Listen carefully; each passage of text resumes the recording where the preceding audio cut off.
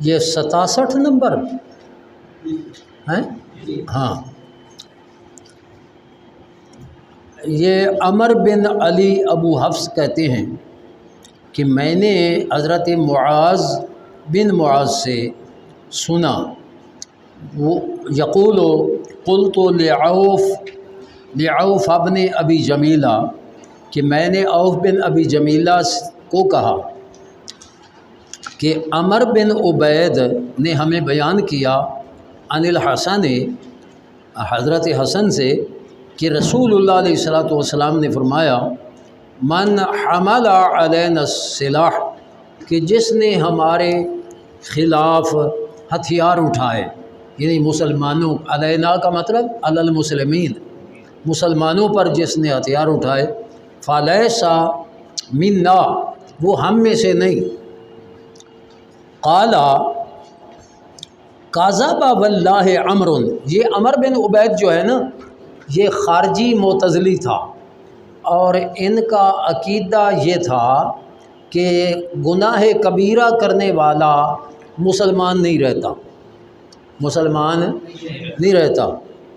تو لیسا منا کا مطلب یہ ہم میں سے نہیں، یعنی مسلمان نہیں ہے، جبکہ دوسرے حضرات نے لیسا منا کا معنی یہ کیا ہے کہ وہ ہمارے طریقے پر نہیں ہے، یعنی مسلمان کا طریقہ مسلمان پر حملہ کرنا نہیں ہے۔ تو جس نے مسلمان پر حملہ کیا وہ گنہگار تو ہوا لیکن کافر نہیں ہوا۔ تو اس لیے فرمایا انہوں نے حضرت عوف بن جمیل ابی جمیلہ نے کہ عمر بن عبید نے جھوٹ بولا، واللہ عمر کذب واللہ عمر بن عبید خارجی نے، معتزلی نے غلط کہا، ولکنہ اراد ان یحوزها الی قول الخبیث، وہ اپنے خبیث قول کی طرف اس کو جمع کرنا چاہتا ہے کہ جو کبیرہ گناہ کرے گا وہ مسلمان نہیں رہے گا۔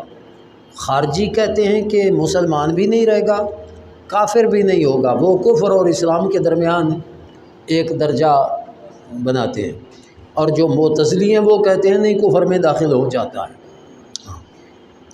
اور اہل سنت یہ کہتے ہیں کہ کبیرہ گناہوں والا وہ رہتا مسلمان ہے، اگرچہ وہ فاسق ہو جاتا ہے، کافر نہیں ہوتا یا اسلام سے خارج نہیں ہوتا۔ جی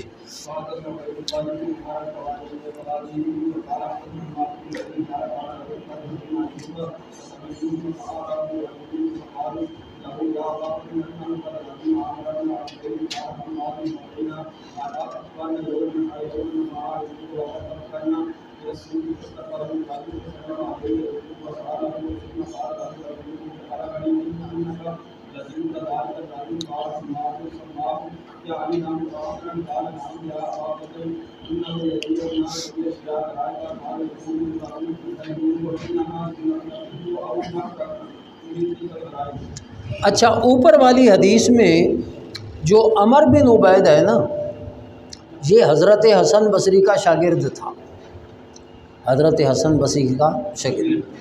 حضرت حسن بصری کے کئی شاگرد معتزلی ہو گئے، اور اس وجہ سے حضرت حسن بصری کو بھی کچھ لوگ معتزلی کہتے تھے، حالانکہ حضرت حسن بصری معتزلی نہیں تھے، ان کے شاگرد معتزلی ہو گئے تھے، اور ان کی حدیثوں، روایت کردہ حدیثوں سے وہ نیا مسلک لیتے تھے۔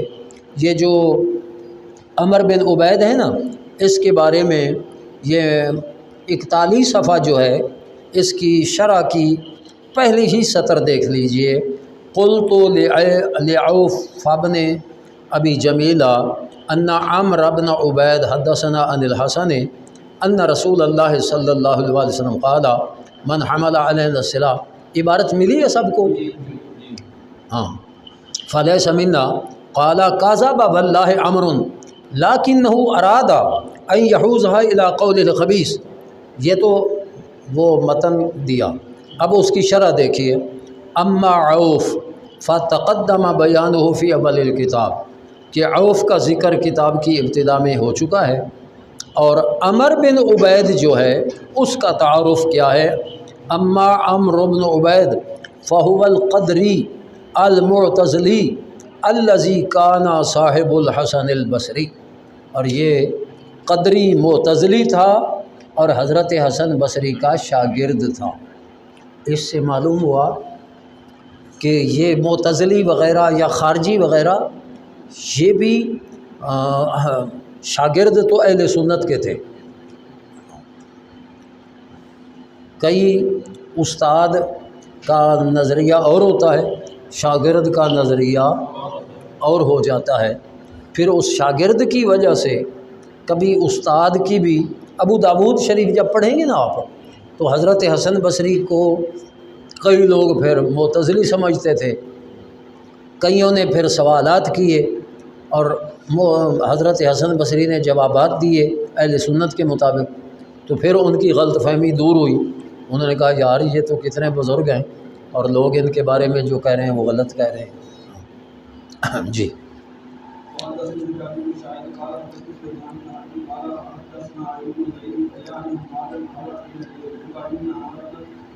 یہ جو 28 نمبر تھی نا وہ آپ نے پڑھی تھی. ہاں. قال حماد فبینا انا یوما ما ایوب وقد بکرنا الی السوق، کہ ہم بازار کی طرف، بکرنا صبح صبح جلدی جلدی چلے گئے. فاستقبلہ الرجل، تو ایوب کو ایک آدمی آگے سے ملا. فسلم علیہ ایوب سختیانی نے اس ملنے والے آدمی کو سلام کہا. وسألہ، اور اس سے پوچھا کہ ایوب، پھر ایوب کہنے لگے اس آدمی کو کہ بالغنی انکا لزمت ذالک الرجل، کہ بھائی مجھے پتہ چلا ہے کہ تو فلاں آدمی کے پاس جا کر بیٹھتا ہے، تو اس کو چمٹ گیا ہے. تو حماد کہتے ہیں کہ سماہ یعنی عمرن، کہ حضرت ایوب نے عمر کا نام لیا. وہ عمر بن عبید جو اوپر قدری معتزلی ہے، اس آدمی کو حضرت ایوب نے کہا کہ یار تو، میں نے سنا ہے کہ اس عمر بن عبید کے پاس جا کر بیٹھتا ہے، اس کو چمٹ گیا ہے. تو وہ آدمی کہنے لگا نعم، جی ہاں میں انہی کے پاس جاتا ہوں. اے ابو بکر، یہ ایوب کی کنیت تھی ابو بکر. انہ یجیئنا باشیاء غرائب، وہ ہمیں عجیب عجیب باتیں سناتا ہے، عجیب عجیب نکتے سناتا ہے. قال، ایوب کہنے لگے اس آدمی کو جو عمر کے پاس جا کر بیٹھتا تھا اور تعریف کر رہا ہے کہ بڑے عجیب عجیب نکتے سناتا ہے. یقول لہو، فرمانے لگے ایوب ان کو کہ انما نفر، اور نفرقو من تلک الغرائب، ان غرائب سے ہم دور بھاگتے ہیں، ان غرائب سے ہم جدا ہوتے ہیں. یعنی وہ معتزلی تھے نا، وہ لوگوں کو عجیب عجیب باتیں سناتے تھے. آج بھی نا یہ جو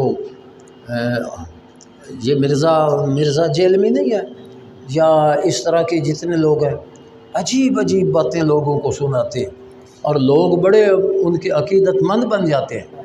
ہاں، وہ طارق بھی اور بھی اس طرح. ہاں کون؟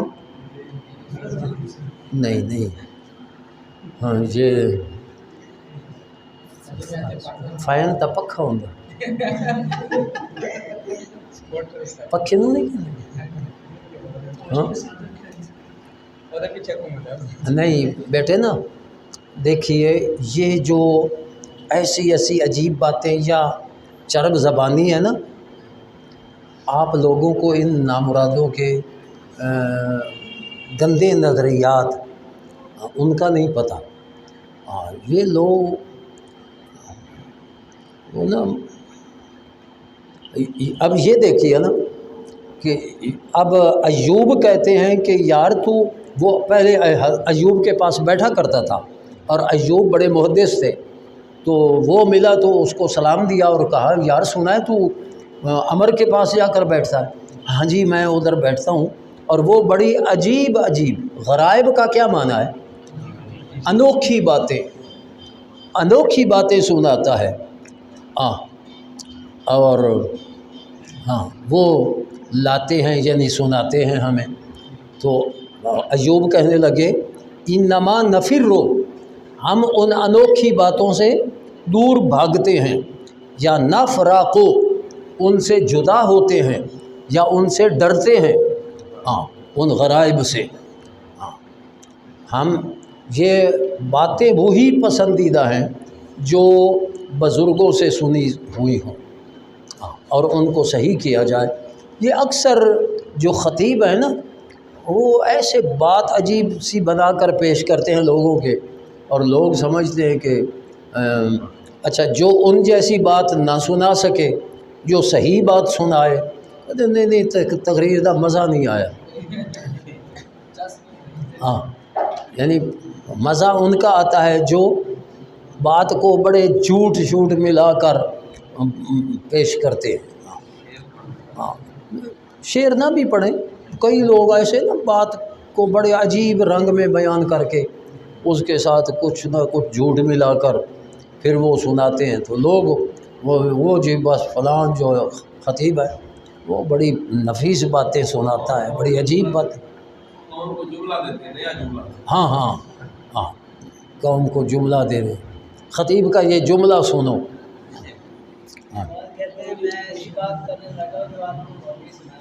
ایک اور شخص ہے وہ نا نجم شاہ نامی، وہ کہتا ہے تانوں وہ گل سنان لگا جڑی اج تک تسی کسے تو نہیں سنی ہوئے گی۔ پھر وہ رافضیت والی باتیں سناتا ہے۔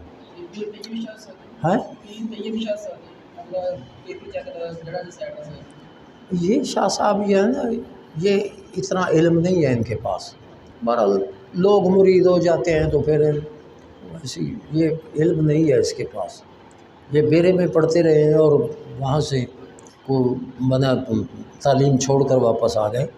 ہاں تو علم نہیں ہے ان کے پاس بس۔ اور یہ جو عموماً بے علم سید ہیں نا، وہ لوگوں کو رافضی بنا رہے ہیں۔ بے علم سید، ہاں جی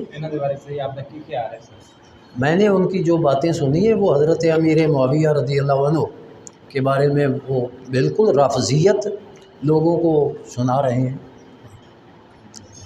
رافضیت آپ نے پڑھا نہیں ہے کہ اہل سنت کے بزرگوں نے یہ فرمایا ہے کہ صحابہ کرام رضی اللہ عنہم کے جو مشاجرات ہیں ان کا تذکرہ نہ کرو،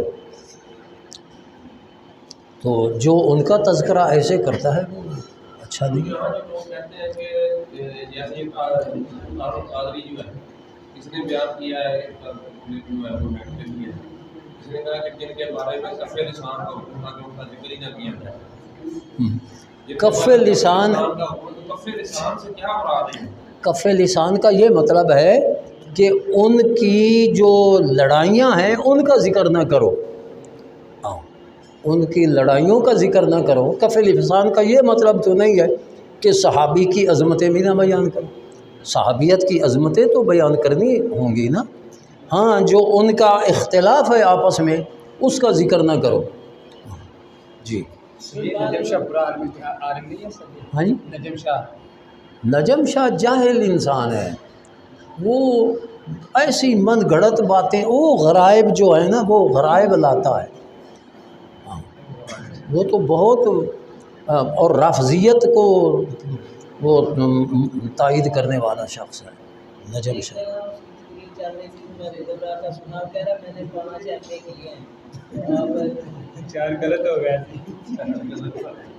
بس وہ اچھا، تو بہرحال ہم ان غرائب سے بھاگتے ہیں، ہم ان غرائب سے ڈرتے ہیں، ہم غرائب غریب کی جمع ہے نا، اور غریب انوکھی بات جو پہلے تم نے کہیں سے نہ سنی ہو، ہاں وہ نکتہ سنانے لگا ہوں۔ جی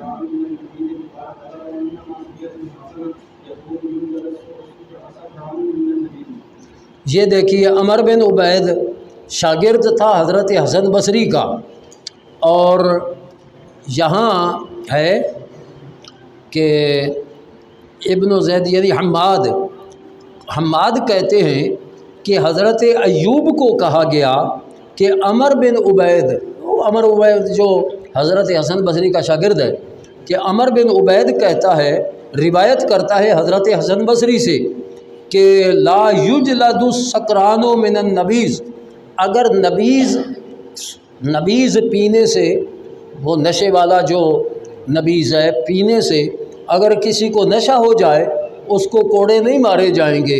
یہ عمر بن عبید اپنے استاد حسن بصری سے روایت کرتے ہیں۔ تو ایوب فرمانے لگے کاذابا، وہ عمر بن عبید جھوٹ بول رہا ہے، انما سمعت الحسن، میں نے حضرت حسن بصری سے خود سنا ہے، وہ فرماتے تھے کہ جس کو نشہ ہو جائے اس کو کوڑے مارے جائیں گے۔ یجلد السکران من النبیذ،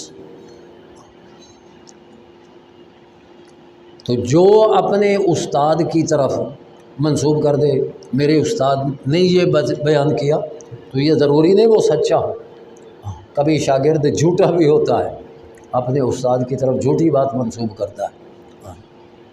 جی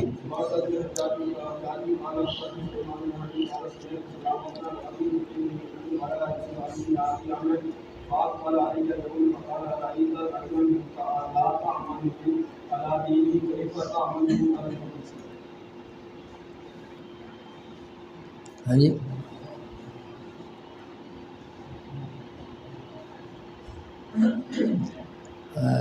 کیا ہے بھلا، کون سی پڑھی؟ 70۔ اچھا، سلام بن ابی مطیع کہتے ہیں کہ بالغ ایوب انی آتی امرن، کہ سلام بن مطیع کہتے ہیں کہ حضرت ایوب کو یہ خبر پہنچی کہ میں عمر بن عبید کے پاس آتا جاتا ہوں، ان کے پاس بیٹھتا ہوں۔ فاقبل علی یومن، ایک دن وہ میری طرف متوجہ ہوئے حضرت ایوب اور فرمانے لگے ارأیت رجلا لا تأمن یأمن لا تأمنہ علی دینہ، کہ جس بندے کے دین اور مذہب پر تجھے بے خوفی نہیں، تو کیف تأمن الحدیث، تو کیسے امن میں ہو، بے خوف ہو گیا ہے کہ وہ حدیث کی روایت کرے گا تو صحیح روایت کرے گا، یعنی جس کا مذہب صحیح نہیں وہ حدیث کیسے صحیح بیان کرے گا، یا حدیث کیسے صحیح روایت کرے گا؟ حدیث صحیح وہی روایت کرے گا جس کا مذہب صحیح ہوگا۔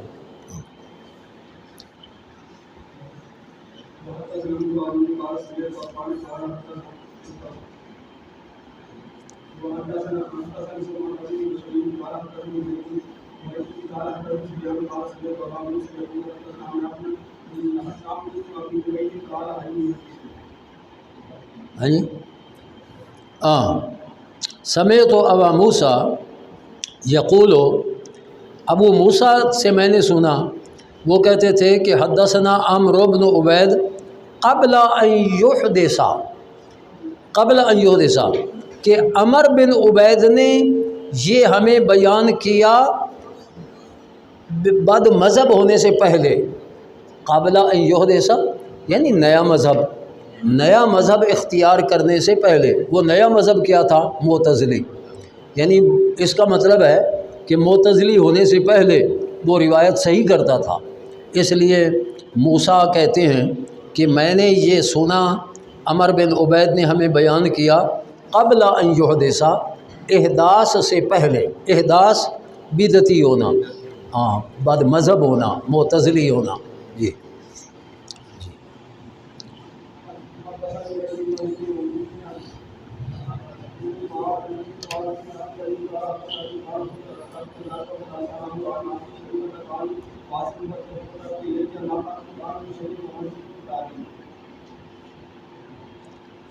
ہاں جی، عبید اللہ بن معاذ عنبری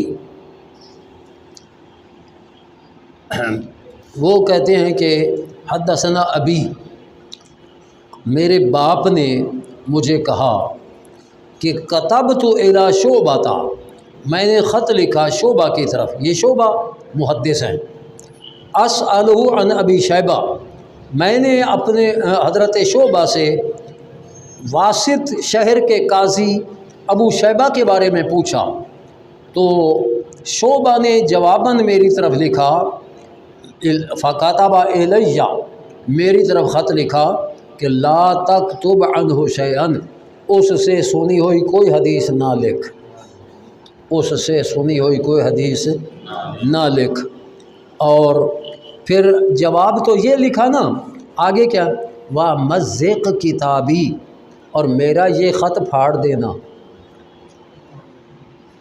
میرا یہ خط، کیوں کہ وہ قاضی ہے، میرا یہ خط اس تک پہنچے گا تو وہ حکمران پھر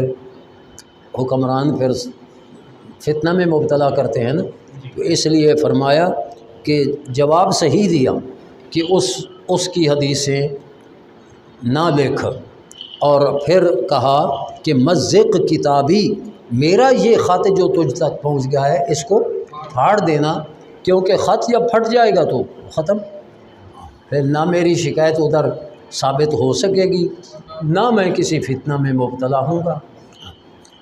یہ آپ نے اسی طرح پڑھا تھا نا، مزق کتابی، تو صحیح ترجمہ تو تب ہوگا نا جب صحیح پڑھا جائے گا، ٹھیک ہے، ہاں، کہ فکاتب الیہ، میری طرف خط لکھا، جوابی خط، کیونکہ انہوں نے سوال خط میں لکھا تھا، انہوں نے جواباً خط لکھا کہ لا تکتب عنہ، کہ اس سے لکھنا نہیں، لیکن چونکہ وہ واسط شہر کا قاضی ہے اور حکمران ہے، تو مزق کتابی، میرا یہ خط پھاڑ دینا، تاکہ یہ میں کسی فتنہ میں میں مبتلا نہ کر دیا جاؤں۔ جی،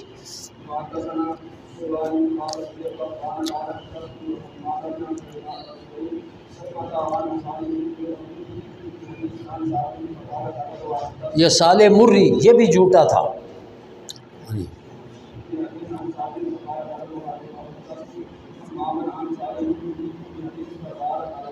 ہاں، یہ صالح مری، حدثت حماد بن سلمہ، میں نے حماد بن سلمہ کو صالح مری سے بیان کی حدیث، تو بحدیث عن ثابت فقال کذبا، تو ہم حضرت حماد نے کہا کہ جھوٹ بولا، پھر میں نے حمام کو حدیث بیان کی صالح مری سے، تو انہوں نے بھی کہا کذبا، کہ وہ جھوٹا آدمی ہے۔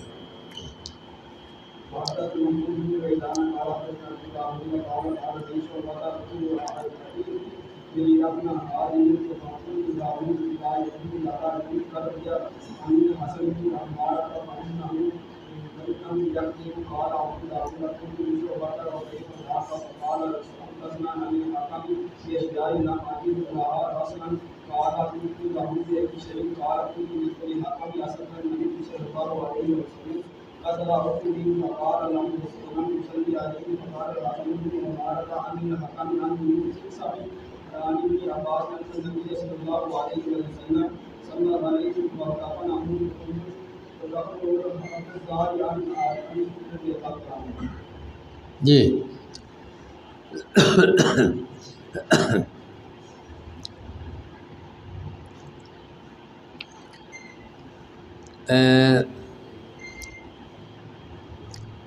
حدثنا ابو داود قال قال علی شعبہ، مجھے شعبہ نے کہا کہ جریر بن حازم کے پاس جا فقل لہو، اور جریر بن حازم کو کہے کہ تیرے لیے حلال نہیں کہ تو کوئی روایت کرے حسن بن عمارہ سے، تو فَإِنَّهُ يَكْذِبُ، کیونکہ حسن بن عمارہ جھوٹ بولتا ہے۔ تو ابو داود کہنے لگے کہ میں نے شعبہ کو کہا وہ کیسفا ذاکا کہ وہ کیسے ہے، تو وہ کہنے لگے کہ حکم سے اس نے کچھ چیزیں ہمیں بیان کی تو لم اجد لہا اصلا، لیکن جو اس نے بیان کی وہ اصل میں نے نہ پائی۔ اصل سے مراد یہ ہوتا ہے کہ استاد سے کچھ اس نے سنا ہو اور لکھا ہو، اور پھر اس سے آگے اپنے شاگردوں کو سنائے لکھائے، تو وہ پہلی جو کاپی ہے یا پہلی کتاب ہے وہ اصل ہے، اور اس سے آگے جو لکھایا جا رہا ہے وہ اس کی فرع ہے۔ قال قلت له، میں نے ان سے کہا بأي شيء قال، کہ کس چیز سے کہا؟ قلت للحکم اصلی النبی صلی اللہ علیہ وآلہ وسلم علی قتل احد، کہ میں نے حکم سے پوچھا کہ کیا نبی کریم علیہ الصلاۃ والسلام نے احد کے شہیدوں کا جنازہ پڑھایا تھا؟ تو فقالا، وہ کہنے لگے کہ لم یصلی علیہم، احد کے شہیدوں کا جنازہ نہیں پڑھایا۔ فقال الحسن بن عمارہ، حسن بن عمارہ عن الحکم، یعنی وہ حکم سے پوچھتے ہیں کہ جنازہ حضور نے پڑھایا، تو انہوں نے کہا نہیں پڑھایا۔ پھر حسن بن عمارہ کو کہا، حسن بن عمارہ نے حکم سے روایت کیا عن مقسم عن ابن عباس کہ ان النبی صلی اللہ علیہ وآلہ وسلم صلی علیہم، کہ حضور علیہ الصلاۃ والسلام نے ان کا جنازہ پڑھایا تھا، ودفنہم، اور ان کو دفن کیا۔ تو میں نے حکم کو کہا کہ آپ جو بچے زانیہ کے بیٹے ہوتے ہیں تو ان کے بارے میں آپ کا کیا کہنا ہے؟ تو کہنے لگے کہ یصلی علیہم، اگر زانیہ کا بیٹا مر جائے تو اس کا جنازہ پڑھا جائے گا۔ میں نے پوچھا کہ من حدیث من یروی، کہ یہ کس کی روایت سے یہ روایت کر رہے ہو؟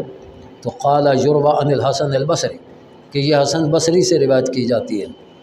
تو حسن بن عمارہ نے کہا کہ ہمیں بیان کیا حکم نے یحییٰ بن جزار سے عن علی رضی اللہ تعالیٰ عنہ، یعنی یہاں جھوٹ یہ ہو گیا کہ حکم نے کہا تھا کہ یہ روایت حسن بصری کی ہے، جبکہ وہ روایت حسن بصری کی نہیں تھی بلکہ حضرت علی المرتضیٰ کی تھی۔ جی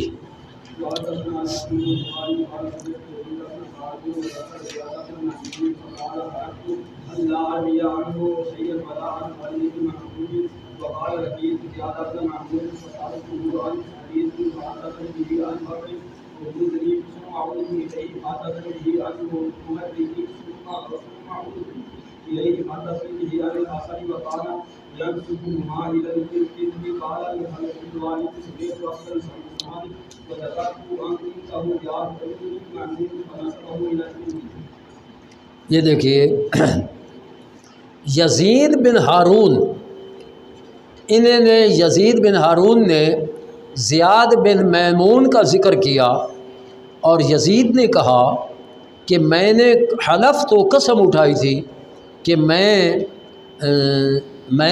زیاد بن میمون سے روایت نہیں کروں گا، زیاد بن میمون سے روایت نہیں کروں گا کچھ بھی، ولا عن خالد بن محدوج، اور نہ خالد بن محدوج سے کوئی روایت کروں گا۔ اور یزید بن ہارون نے پھر کہا کہ میں زیاد بن میمون سے ملا اور فسألتہ عن حدیث، ایک حدیث کے بارے میں پوچھا، تو زیاد نے مجھے بیان کیا وہ حدیث بکر مزنی سے، ثم عدت، ایک بار تو ان سے روایت کیا، پھر میں دوبارہ لوٹا ان کی طرف تو وہی حدیث انہوں نے مورق سے روایت کر دی۔ یہ جھوٹ ہو گیا نا، پہلے اور سے پھر اور سے۔ ثم عدت الیہ، پھر تیسری بار میں ان کے پاس گیا تو فحدثنی بہ عن الحسن، تیسری بار حسن سے روایت کر دی، حسن بصری سے۔ وکانا، اور یہ جو یزید بن ہارون ہے یہ ان دونوں کو کذب کی طرف منسوب کرتے تھے کہ زیاد بن میمون بھی جھوٹا ہے اور خالد بن مہدوج بھی جھوٹا ہے۔ حلوانی کہتے ہیں کہ میں نے سنا عبد الصمد سے اور میں نے ذکر کیا ان کے پاس زیاد بن میمون کا، تو انہوں نے بھی ناسبہ الی الکذب، زیاد بن میمون کو جھوٹ کی طرف منسوب کیا۔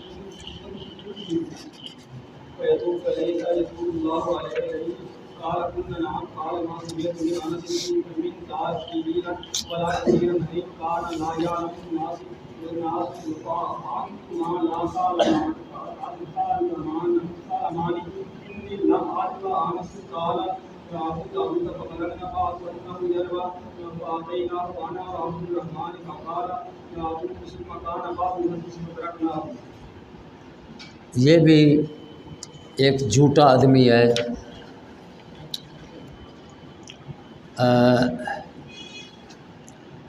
ابو داود طیالسی کو محمود بن غیلان کہتے ہیں کہ میں نے ابو داود طیالسی کو کہا کہ قد اکثرتا عن عباد بن منصور، آپ نے عباد بن منصور سے بہت زیادہ حدیثیں ذکر کی ہیں، فما لکا لم تسمع منہ حدیث العطارہ، تو کیا وجہ ہے کہ وہ عطارہ والی حدیث اس سے نہیں سنی، الذی روا لنا ان نضر بن شمیل، جو ہمیں عطارہ والی حدیث نضر بن شمیل نے روایت کی ہے۔ تو فقال علی اسکت، مجھے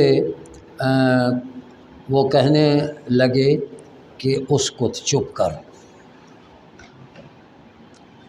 فانا لقیت زیاد بن میمون، میں ملا زیاد بن میمون سے اور عبد الرحمن بن مہدی کو، تو ہم نے ان سے پوچھا، فقلنا له هذه الاحاديث التي ترويها عن انس، کہ یہ حدیثیں جو تو روایت کرتا ہے انس سے، تو وہ ہمیں کہنے لگا کہ ارأیتما، تم دونوں بتاؤ، ایک آدمی یذنب، گناہ کرے اور پھر توبہ کرے، گناہ سے توبہ کرے، الیسا یتوب اللہ علیہ، کیا اللہ تعالیٰ اس کی توبہ قبول نہیں کرے گا؟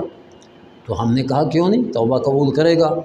تو وہ کہنے لگا کہ ما سمعت من انس من ذا قلیلا ولا کثیرا، کہ جو حدیثیں میں نے حضرت انس سے روایت کی ہیں نا، نہ تھوڑی انس سے سنی ہے نہ زیادہ سنی ہے، یعنی وہ تو یہ میرا گناہ ہے اور اب میں اس سے توبہ کر رہا ہوں۔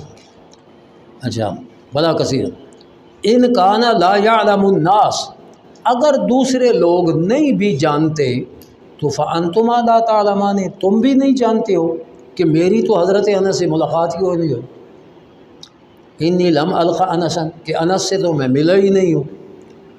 سمجھائیے نا۔ ابو داود طیالسی کہتے ہیں کہ فبالغنا بعد، اب ہم دونوں کو اس کے بعد پھر یہ بات پہنچی کہ انہ یروی، کہ وہ پھر وہی حدیثیں جو حضرت انس سے روایت کی ہیں، جن کے بارے میں خود بتا چکا ہے کہ وہ حدیثیں نرا جھوٹ ہے، تو وہ انہی حدیثوں کو پھر روایت کر رہا ہے۔ اور پہلے کیا کہا تھا، میں نے توبہ کی ہے اور اللہ توبہ قبول کرتا ہے۔ تو فأتیناہ، میں اور عبد الرحمن دوبارہ اس کے پاس آئے، فقال، اب وہ دوبارہ کہنے لگا کہ اتوبو، میں اب توبہ کرتا ہوں۔ پہلے توبہ، پھر وہی حدیثیں روایت کر رہا ہے، پھر ہم جب آئے کہ تو نے تو توبہ کی تھی، پھر وہی حدیثیں روایت بھی کر رہا ہے۔ اس نے کہا اتوبو، اب میں توبہ کرتا ہوں۔ ثم کان بعد یحدث، پھر اس کے بعد پھر وہ وہی حدیثیں بیان کرتا تھا۔ فترکناہ، تو ہم نے اس کو چھوڑ دیا کہ یہ بندہ جھوٹا ہے۔ جی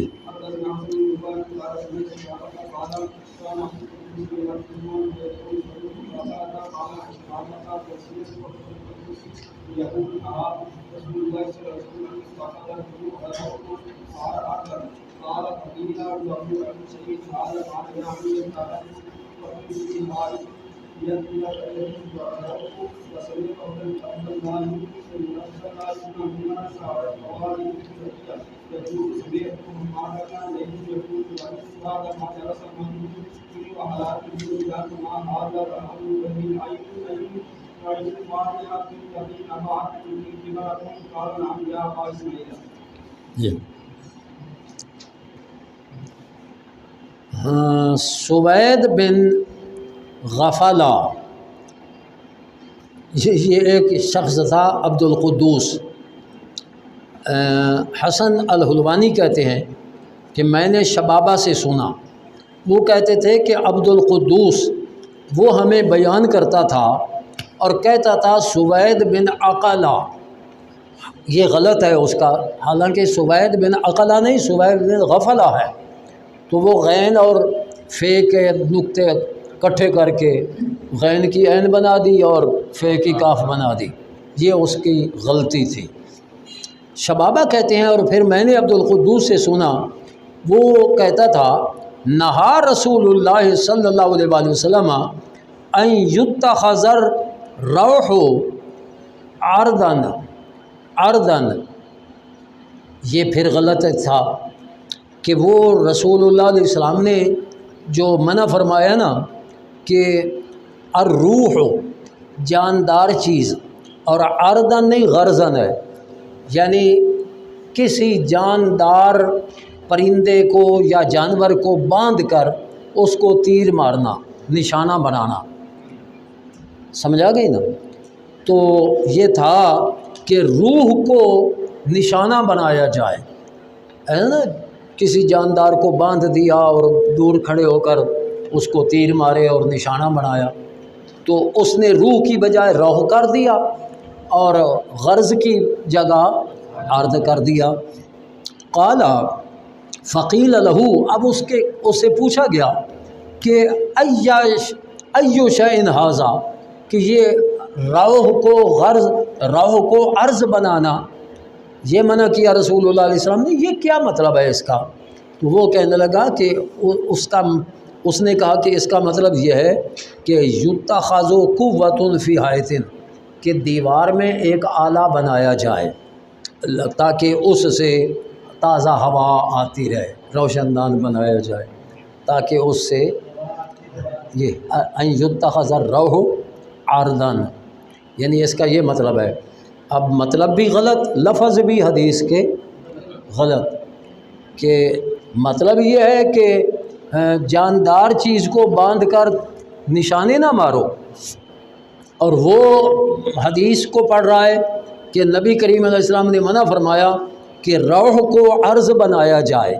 پھر اس کا مطلب جب پوچھا گیا تو وہ کہتا ہے اس کا مطلب ہے دیوار میں ایک آلہ بناؤ جس سے تازہ ہوا اندر آئے۔ وسمعت عبید اللہ، میں نے عبید اللہ بن عمر القباریری سے سنا، وہ کہتے تھے کہ میں نے حماد بن زید سے سنا، وہ یقول لرجل بعد ما جلس مہدی ابن ہلال بایام ما هذه العین، یہ کون سا عین؟ چشمہ، المالحہ، نمکین پانی کا چشمہ، التی نبعت قبلکم، جو تمہاری طرف پھوٹ پڑا ہے، نمکین پانی کا چشمہ تمہاری طرف پھوٹ پڑا ہے، یعنی ایک آدمی جو حدیثیں بیان کر رہا ہے اور لوگ اس سے حدیثیں لے رہے ہیں اور وہ حدیثوں کو نہ سمجھتا ہے سند میں بھی غلطی، متن حدیث میں بھی غلطی، اس کا مطلب سمجھنے میں بھی، تو وہ نمکین چشمہ جو پھوٹ پڑا ہے۔ اب جو پانی لے رہے ہیں وہ کون سا پانی ہوگا؟ بیکار پانی ہوگا۔ یہ کون سا چشمہ ہے نمکین؟ التی نبعت قبلکم، تو وہ کہنے لگے نعم یا ابا اسماعیل، اے ابو اسماعیل واقعی وہ نمکین چشمہ ہے جو پھوٹا ہے۔ جی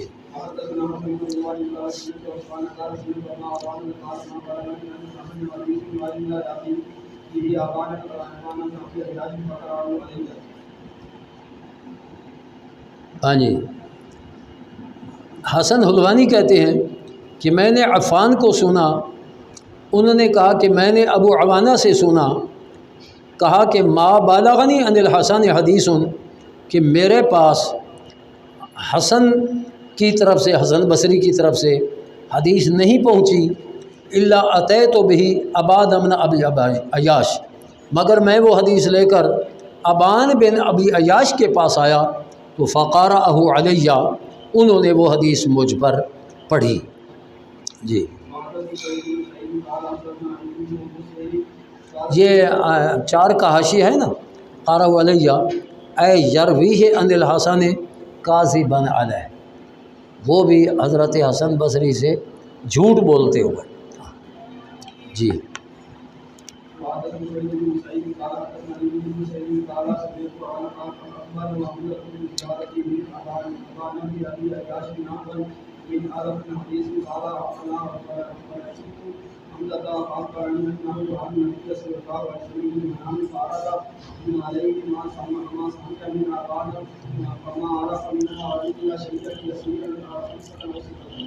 جی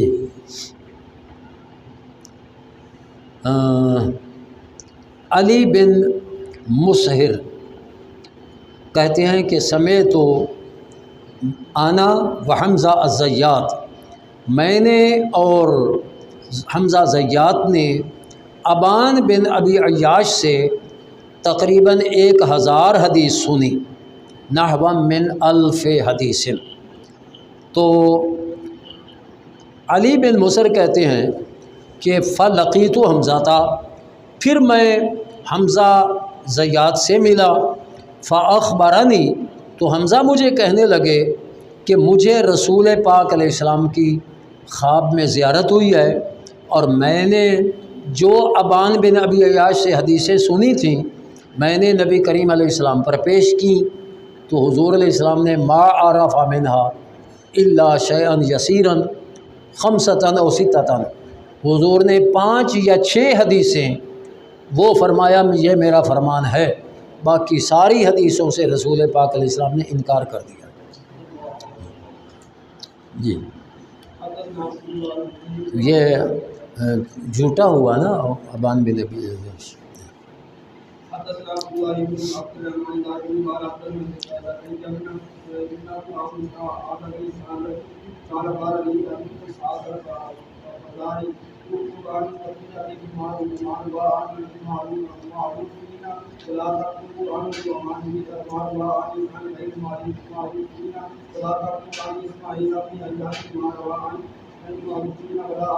غیرہم۔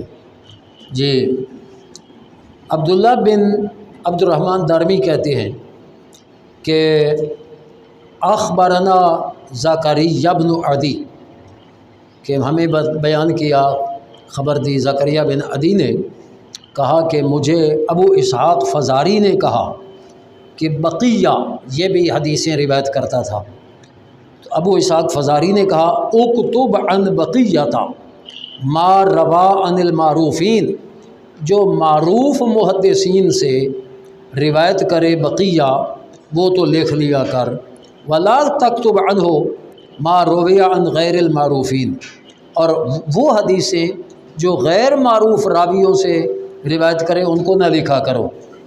اور یہ تو تھا بقیہ کے بارے میں۔ اور اسماعیل بن عیاش، وہ اس کی کوئی حدیث نہ لکھا کرو، چاہے وہ معروفین سے روایت کرے یا غیر معروفین سے روایت کرے۔ جی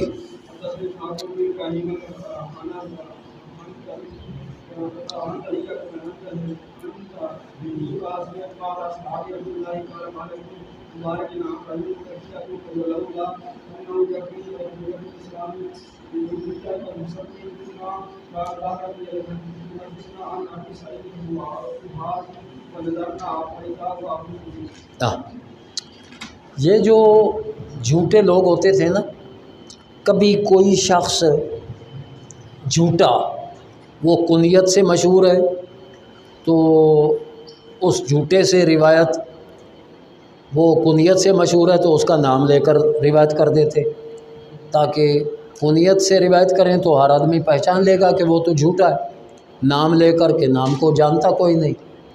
اچھا، اگر کوئی نام سے مشہور ہے تو جھوٹا ہے تو اس سے اگر روایت کریں گے تو اس کی کنیت ذکر کر دیں گے تاکہ کوئی نہیں پہچانے گا اور وہ حدیث مان لیں گے۔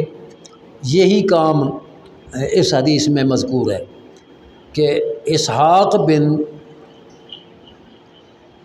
بن ابراہیم حنظلی کہتے ہیں کہ سمیت بعض اصحاب عبداللہ ہے، عبداللہ بن مبارک کے بعض شاگردوں سے، اصحاب سے مراد شاگرد ہوتے ہیں، اور عبداللہ نیچے لکھا ہے ابن مبارک، یہ عبداللہ بن مبارک عظیم محدث تھے، ان کے بعض شاگردوں سے میں نے سنا کہ عبداللہ بن مبارک کہتے تھے کہ نعم الرجل بقیہ، بقیہ بہت اچھا آدمی تھا، بہت اچھا آدمی تھا، لیکن ایک اس میں کمی ہے یا ایک اس میں برائی ہے۔ وہ کیا برائی ہے کہ اگر وہ یہ کام نہ کرتا کہ انہو یکن الاسامی و یسمی الکنا، کنیت کو ناموں میں بدل دیتا ہے اور ناموں کو کنیت میں بدل دیتا ہے۔ ہاں جی، اب اس کی وضاحت کر دی۔ کانا دہرن یحدثنا، ایک لمبا زمانہ تک وہ ہمیں حدیث بیان کرتا، عن ابی سعید الوحازی، کہ یہ مجھے ابو سعید وحازی نے بیان کی ہے، ابو سعید وحازی نے بیان کی ہے۔ اب ابو سعید وحازی ہمیں نہیں پتہ تھا وہ کون ہے، فنظرنا، ہم نے تلاش کیا کہ وہ ابو سعید وحازی کون ہے، تو فاذا ہوا عبد القدوس، تو وہ تو عبد القدوس تھا، عبد القدوس جو اوپر جھوٹا آدمی ہے، سمجھ آ گئی نا؟ تو عبداللہ بن مبارک نے بتا دیا کہ بقیہ کی یہ غلطی تھی کہ جو جھوٹا آدمی نام سے مشہور ہوتا اس کے نام کی بجائے کنیت ذکر کر دیتا، جو جھوٹا آدمی کنیت سے مشہور ہوتا اس کی کنیت کی بجائے نام۔ جی، اور عبداللہ بن مبارک بڑے پائے کے محدث ہیں، لیکن ابو سعید یہ اس بقیہ سے روایت کرتے رہے، نہیں پتہ چلا اس کی اس عیب کا تو کرتے رہے، لیکن جب پتہ چلا کہ وہ تو یہ کام کر رہا ہے تو کہنے لگے کہ بقیہ میں اگر یہ برائی نہ ہوتی تو پھر تو وہ بڑا اچھا ہے۔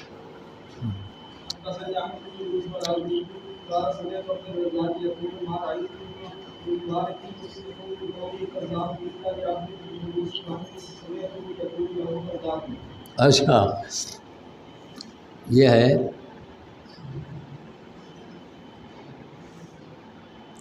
میں نے سنا، احمد بن یوسف ازدی کہتے ہیں کہ میں نے سنا عبد الرزاق سے، وہ عبد الرزاق کہتے کہ ما رأیت ابن المبارک یفصح بقولہ کذاب، کہ عبداللہ بن مبارک کو میں نے کبھی بھی کسی کے بارے میں وضاحت کے ساتھ کذاب کہتے نہیں سنا، لیکن عبد القدوس کے بارے میں وہ وضاحت سے کہتے تھے کذاب، وہ جھوٹا ہے عبد القدوس۔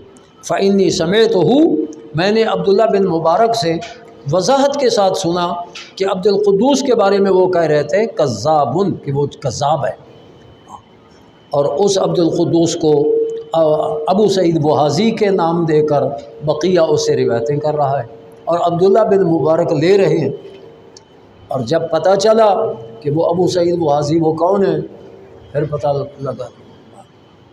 جی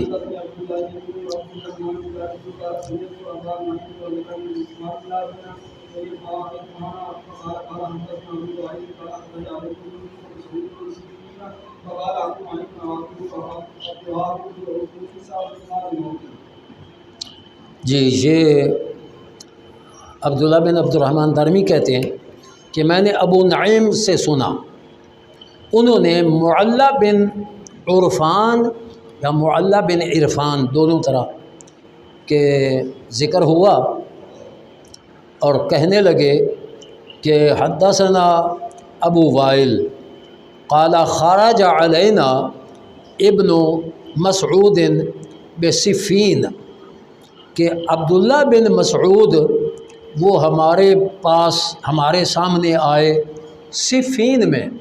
صفین وہ جنگ ہے جو حضرت علی المرتضیٰ رضی اللہ تعالیٰ عنہ اور حضرت امیر معاویہ کے درمیان میں ہوئی تھی، اور عبداللہ ابن مسعود اس سے پہلے وصال فرما چکے تھے۔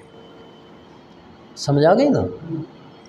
تو جب یہ کہا کہ خرج علینا ابن مسعود بصفین، تو ابو نعیم کہنے لگے کہ اتراہو بعث بعد الموت، کہ وہ وفات کے بعد قبر سے نکل کر آ گئے تھے۔ یہ ایک کا حاشیہ دیکھیے، ہیں اچھا تو وہ فیا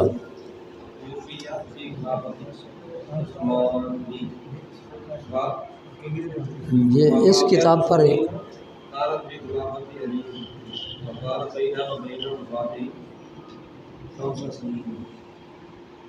ہاں انہ رضی اللہ تعالیٰ عنہ یعنی عبداللہ ابن مسعود تو وفیہ فی خلافت عثمان، حضرت عثمان غنی کے دور میں وہ فوت ہوئے۔ اور صفین کا واقعہ یہ کانت فی خلافت، یہ آگے کیا ہے؟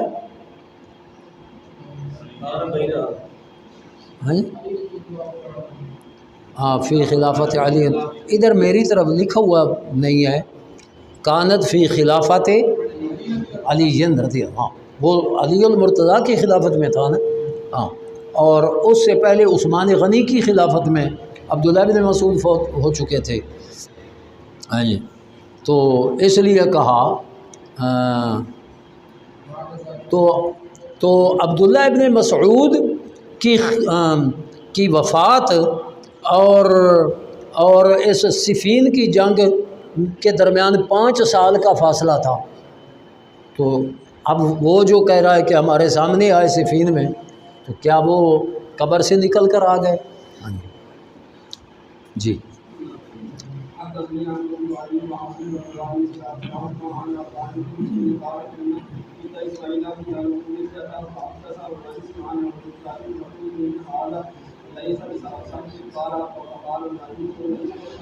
اغتبتہ،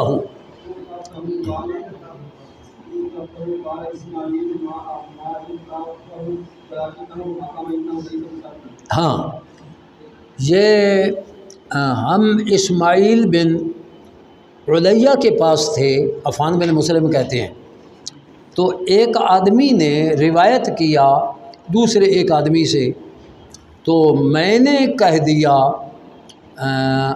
کہ ان ھذا لیس بثبت، کہ وہ شخص وہ حدیث کی روایت میں ثبت نہیں ہے، ثقہ نہیں ہے۔ تو ایک اور آدمی بیٹھا تھا، اس نے مجھے کہا کہ اغتبتہ ہو، تو نے تو غیبت کر دی ہے اس آدمی کی۔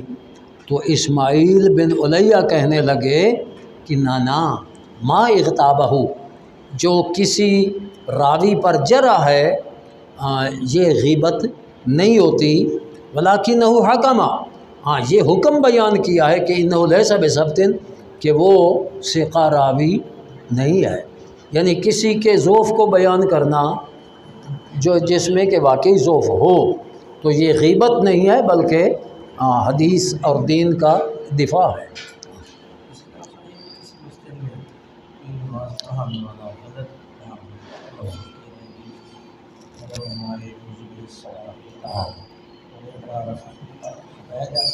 اب بتایا جا سکتا ہے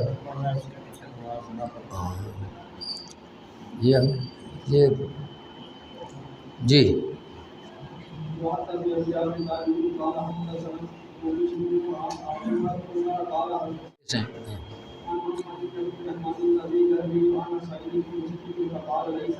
جب میں نے مالک بن انس سے پوچھا محمد بن عبد الرحمن کے بارے میں، کیونکہ محمد بن عبد الرحمن یہ حضرت سعید بن مسیب سے روایت کرتا تھا، تو امام مالک نے مجھے کہا لیسا بثقۃ، کہ سعید بن مسیب تو ثقہ ہیں لیکن محمد بن عبد الرحمن ثقہ نہیں ہے۔ ابو الحویرث کے بارے میں حضرت مالک سے پوچھا تو اس کے بارے میں بھی بتایا لیسا بثقۃ، وہ ثقہ نہیں ہے۔ پھر شعبہ کے بارے میں ان سے پوچھا کہ الذی یروی عنہ ابن ابی ذئب، کہ ابن ابی ذئب حضرت شعبہ سے روایت کرتے ہیں، تو انہوں نے ابن ابی ذئب کے بارے میں بھی کہا لیسا بثقۃ، کیونکہ شعبہ تو ثقہ ہے، ہاں ان سے روایت کرنے والا ابن ابی ذئب وہ ثقہ نہیں ہے۔ پھر میں نے ان سے پوچھا صالح جو جڑواں خاتون، وہ مشہور توأمہ تھی جڑواں، تو ان کے مولا کے بارے میں پوچھا، فقال لیسا بثقۃ، انہوں نے کہا وہ بھی ثقہ نہیں ہے۔ پھر حرام بن عثمان کے بارے میں ان سے پوچھا تو اس کے بارے میں بھی انہوں نے کہا لیسا بثقۃ۔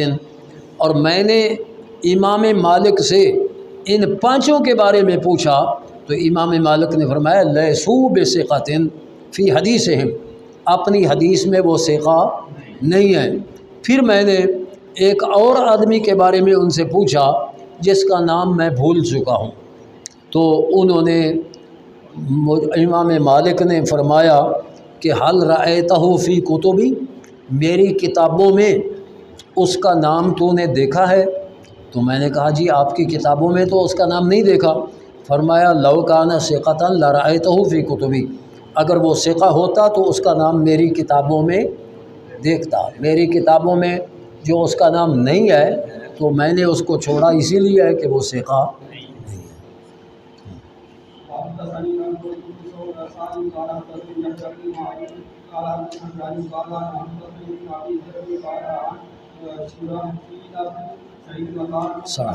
ہاں یہ یحییٰ بن معین کہتے ہیں کہ ہمیں حجاج نے بیان کیا، کہا کہ ہمیں بیان کیا ابن ابی ذئب نے شرحبیل بن سعد سے، اور وکانا، یہ شرحبیل بن سعد جو ہے متہم تھا، یعنی ثقہ نہیں تھا۔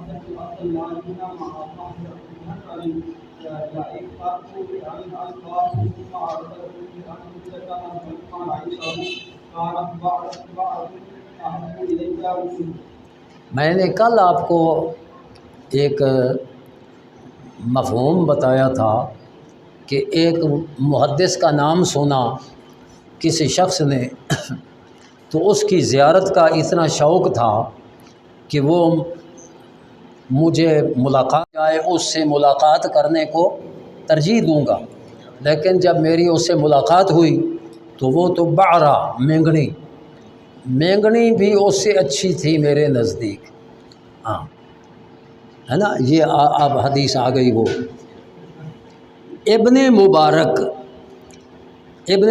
کون ہے؟ عبداللہ بن مبارک، یہ عظیم محدث ہیں۔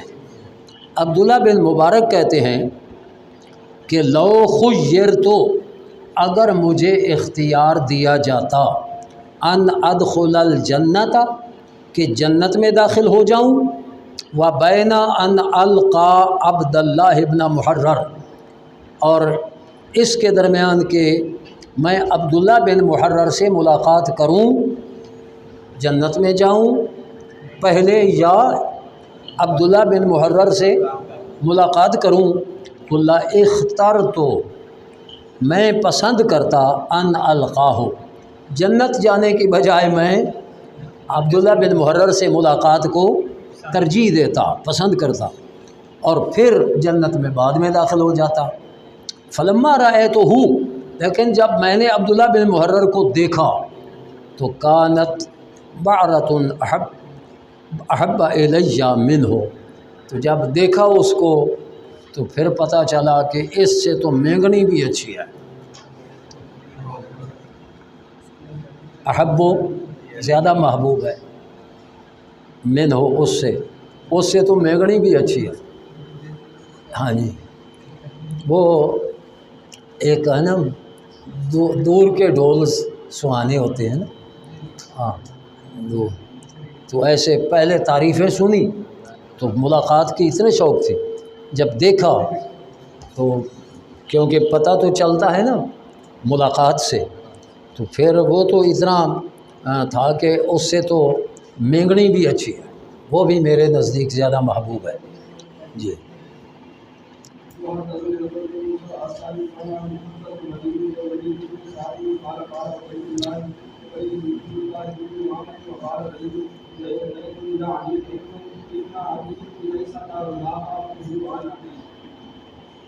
ہاں جی، عبداللہ بن عمر کہتے ہیں کہ قال زید یعنی ابن انیسہ ابی انیسہ لا تأخذوا عن اخی، بھائی اپنے بھائی کے بارے میں بتا رہا ہے کہ میرے بھائی سے حدیثیں لا تأخذوا، یعنی یہ دیانتداری ہے کہ بھائی اپنے بھائی کا ذوف بیان کر رہا ہے۔ لا تأخذوا عن اخی، میرے بھائی سے حدیثیں نہ لو۔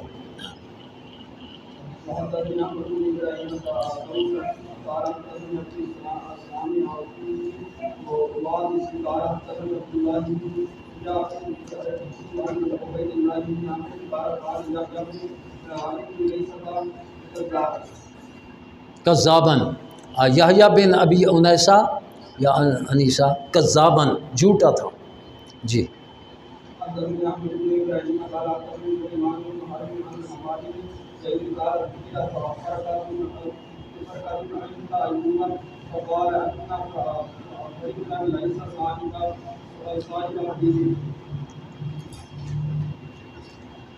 یہ حماد بن زید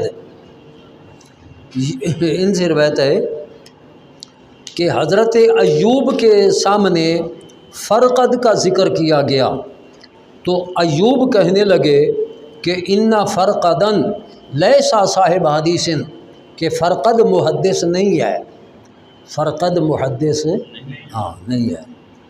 جی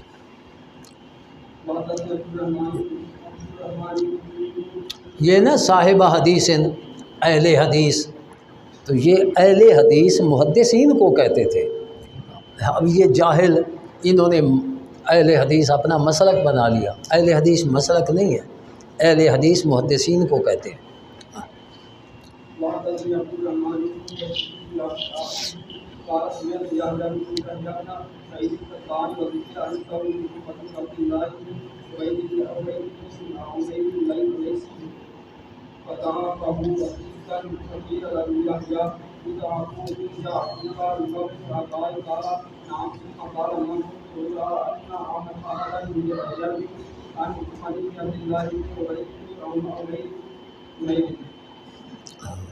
یہ ہے نا کہ یحییٰ بن سعید قطان کہتے ہیں کہ ان کے پاس محمد بن عبداللہ بن عبید بن عمیر لیثی کا ذکر کیا گیا تو ضعفہ، انہوں نے اس کو ضعیف کہا، بہت ضعیف۔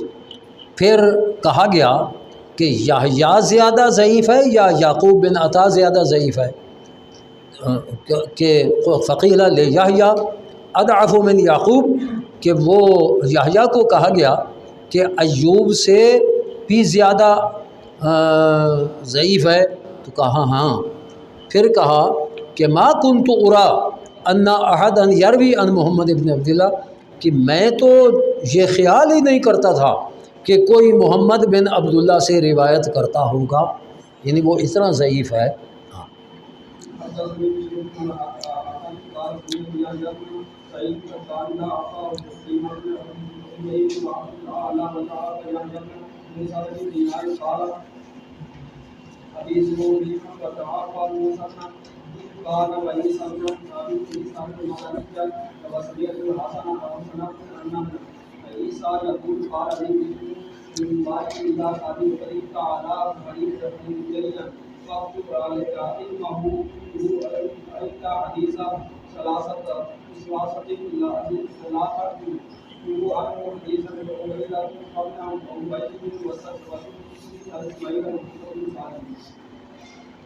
جی یہ اب قال مسلمون سے نا جن کا ضعف بیان کیا نا یا حدیث میں جن کا جھوٹ بیان کیا، اب امام مسلم ان کے بارے میں وضاحت کرتے ہیں کہ میں نے یہ چیزیں کیوں ذکر کی، میں نے یہ چیزیں کیوں ذکر کی۔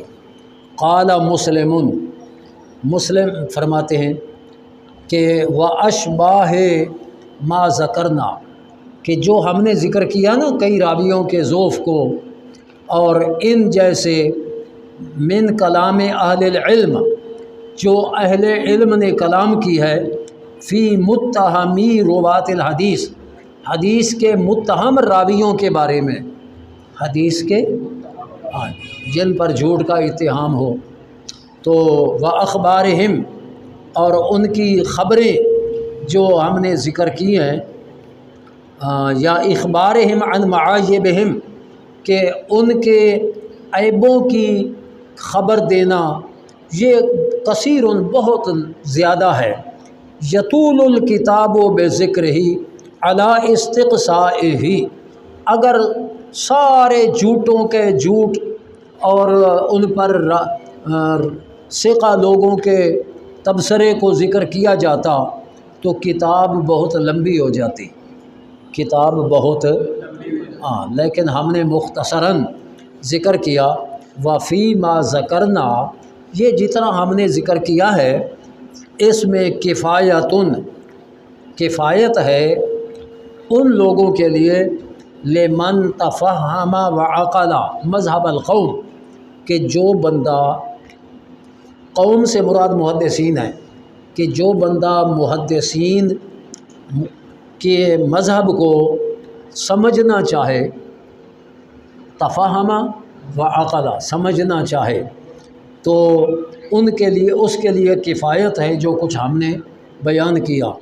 فیما قالو من ذالک، جو کچھ ثقہ علماء نے ان ضعیفوں یا جھوٹوں کے بارے میں کہا، وبینوا، اور یہ بیان کیا، وانما الزموا انفسهم الکشف عن معایب روات الحدیث، اور انہوں نے اپنے لیے لازم کیا کھولنا، بیان کرنا حدیث کے راویوں کے عیبوں کو، وناقل الاخبار، اخبار خبر کی جمع خبر بھی حدیث کو کہتے ہیں، اور حدیثوں کے منتقل کرنے والوں کے جو عیب ہیں ان کو کھولنا اور بیان کرنا جو اپنے لیے لازم کیا۔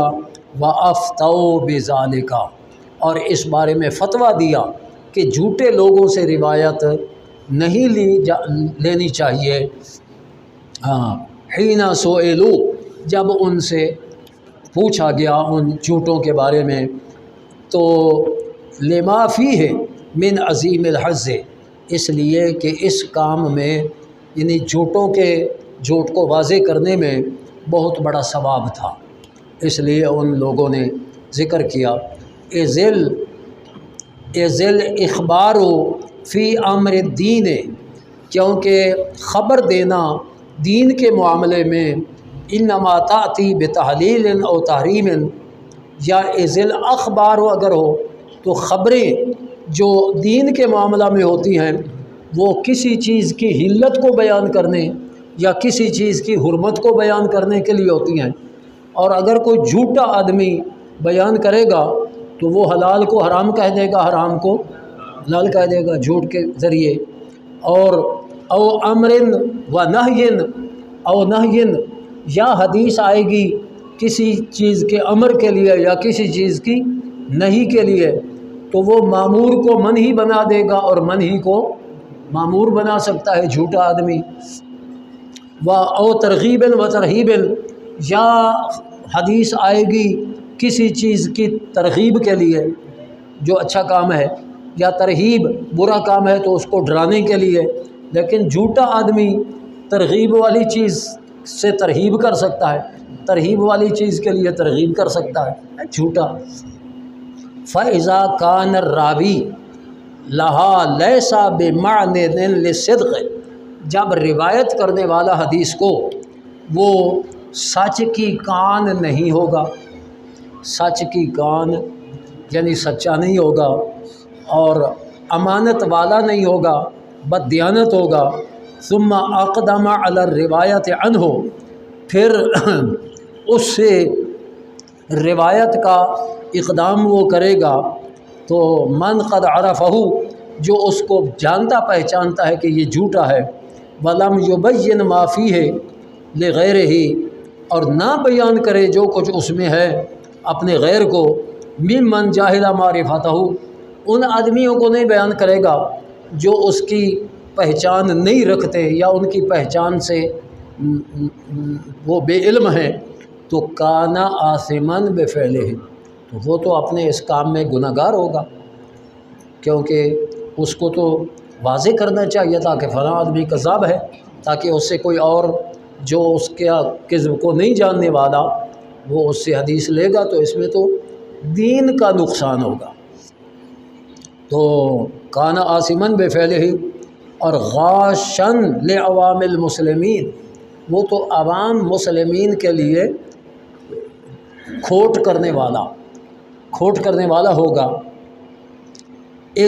کیونکہ لا یؤمن علی بعض من سمع تلک الاخبار، کیونکہ بے خوفی نہیں کی جا سکتی بعض لوگ جو ان خبروں کو، ان حدیثوں کو سنیں گے کہ ان پر عمل بھی کریں، اور جب عمل کریں گے ان پر یا بعض پر عمل کریں، وَلَعَلَّهَا او اکثرها اکاذیب، اور وہ ساری کی ساری یا ان میں اکثر وہ نیرے جھوٹ ہوں گے، لا اصل لها، ان کے لیے کوئی اصل نہیں ہوگی، تو ما ان الاخبار الصحاح، جبکہ صحیح حدیثیں من روایت الثقات، جن کو ثقہ راویوں نے روایت کیا ہو، و اہل القناعت، اور ان علماء ثقہ نے روایت کیا ہو جن پر قناعت کا کرنا کافی ہے، تو اکثر من ان یضطر الی نقل من لیس بثقۃ، تو جب اتنی زیادہ حدیثیں ثقہ راویوں کی موجود ہیں تو جھوٹے راویوں سے حدیث لینے کی کیا ضرورت ہے؟ اور جو ثقہ نہیں ہیں یا قناعت کیے جانے کے قابل نہیں ہیں، ولا احسب کثیرا، اور میں نہیں خیال کرتا بہت سے لوگ، ممن یعرج من الناس علی ما وصفنا من هذه الاحادیث، کہ جو توجہ کرتے ہیں لوگوں میں سے ایسے لوگوں پر جن کا ہم نے ذکر کیا ان حدیثوں میں، ضعیف حدیث سے، اور اسانید مجہولہ، جو مجہول سندیں ذکر کرنے والے، اور یعتد بروایتھا بعد معرفتہ، پھر بھی وہ پہچاننے کے بعد ان کی روایت کرے گا، بما فیہا من التبہن، جن میں کمزوری و ضعف اور کمزوری ہے، الا ان الذی یحملہ علی روایتھا والاعتداد بها ارادۃ التقصیر، تو وہ ایسے جھوٹے راویوں سے روایت لے گا نا۔ بعض لوگ یہ کتاب لکھتے ہیں نا، تو ان کا مطلب یہ ہوتا ہے کہ میں نے سب سے زیادہ حدیثیں جمع کر دی ہیں، میں نے، تو یہ ریاکاری ہے کہ مجھے بڑا عالم سمجھا جائے، سمجھا گئی نا؟ تو یہ امام مسلم کہتے ہیں کہ جو یہ ارادہ کرے گا کہ میں سب سے زیادہ حدیثیں جمع کرنے والا ہوں، اور وہ ثقہ غیر ثقہ سب سے لے کر جمع کر دے گا، تو ایسے آدمی کو محدث کہنے کی بجائے جاہل کہنا زیادہ لائق ہے۔ دیکھیے، تو جس کا ارادہ تکثیر ہو کہ عوام مجھے کہیں کہ بڑا محدث ہے، اس نے تو اتنی حدیثیں جمع کر دی ہیں، تو کہتے ہیں والے ان یقالا، اور اس لیے وہ زیادہ حدیث ضعیف راویوں سے بھی لے کر کہ کہا جائے ما اکثرا ما جمع فلان من الحدیث، یہ تعجب کے صیغے ہیں، یار فلاں نے کتنی زیادہ حدیثیں جمع کر دیں، وَأَلَّفَ مِنَ الْعَدَدِ، اور اس کی کتنی کتابیں ہیں، وَمَنْ ذَهَبَ فِي الْعِلْمِ هَذَا الْمَذْهَبِ، جو اس طریقے پر چلا اور اس راستے پر چلا، وَسَلَكَ هَذَا الطَّرِيقَ فَلَا نَصِيبَ لَهُ، اس کے لیے تو علم میں کوئی حصہ ہی نہیں، وَكَانَ بِأَن يُسَمَّى جَاهِلًا، اور اس کا نام جاہل رکھا جانا اولا، زیادہ بہتر ہے اس سے کہ ان ينسب الى العلم، کہ اس کو علم کی طرف منسوب کیا جائے۔ یہ فرماتے ہیں میں نے اس لیے یہ پورا باب آپ کو بیان کر دیا کہ ایسے راوی جو جھوٹے ہیں ان کی روایت سے بچنا، اور ثقہ راوی وہ ان کی اتنی حدیثیں موجود ہیں کہ ہمیں جھوٹے راویوں کی روایتیں لینے کی کوئی ضرورت ہی نہیں ہے، اور جنہوں نے جھوٹے راویوں سے روایتیں لی ہیں ان کا مطلب یہی تھا کہ ہم حدیثیں زیادہ جمع کر دیں، عوام کہیں گے فلانا بڑا عالم ہے، اس نے تو اتنی حدیثیں ذکر کر دی ہیں۔ تو ایسے جو ریاکار لوگ ہیں کہ لوگ کہیں بڑا محدث ہے، اس کو بجائے اس کے کہ بڑا محدث کہا جائے، زیادہ لائق ہے کہ اس کو جاہل کہا جائے۔ اس کے بعد جو فصل انہوں نے ذکر فرمائی ہے نا، یہ